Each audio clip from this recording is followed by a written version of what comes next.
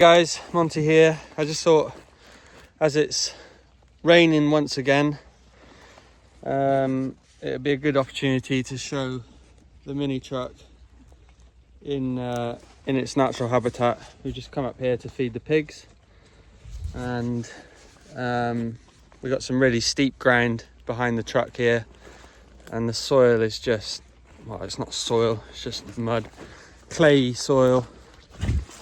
Goes slick as soon as you look at it, really. Now, I don't know how well this is going to show it, but I'll try. And the steepness of the ground also probably won't be done any justice on the camera, but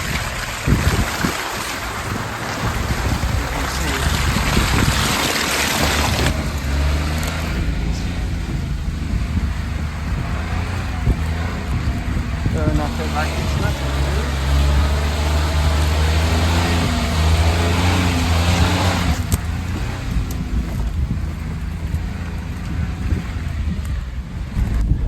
Feels really stable, even on steep ground. I've never once worried about thinking it's top heavy, or with the engine quite low down, it doesn't really feel. You know, it probably feels worse on a quad than in this, to be honest. Some pretty deep rocks here, not grinding out. Just coping with it absolutely fine.